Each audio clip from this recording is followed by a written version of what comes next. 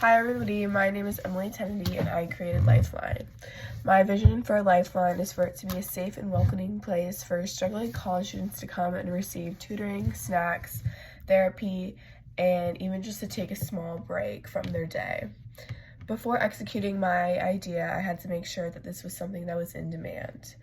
I interviewed a handful of students and found in my dorm, around campus, and in the library. During these interviews, a common struggle was stress with their workloads and not having somebody to talk to about it. My key takeaways here was that many students were looking for help but didn't know where to find it, and they didn't know whether or not they could afford the help that they needed. By this, I discovered my early adopters were college students ages 18 to 22 who would learn about Lifeline through channels such as posters set up around campus, booths outside the mountain lair, and social media posts. At first, I tried only setting up posters and I didn't see many sign-up requests.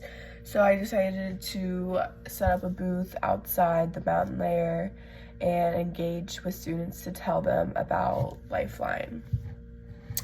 Some students weren't interested, but most were curious. Since many students have limited funds, I wanted this to be free for students.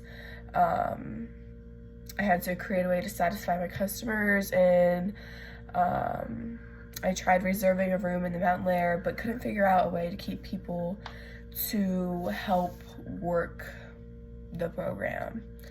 I decided that Lifeline would now be transactional.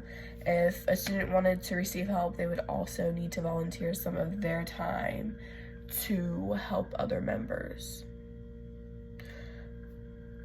On my second experiment, this was working out perfectly. By listening to my customers' needs and wants, I shifted the direction of my business model in a way I never would have anticipated.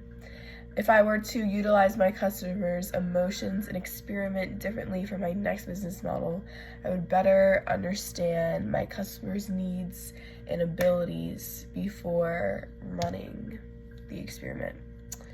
By understanding the needed parts to be able to run a successful business model, myself and Lifeline are better prepared for future trials.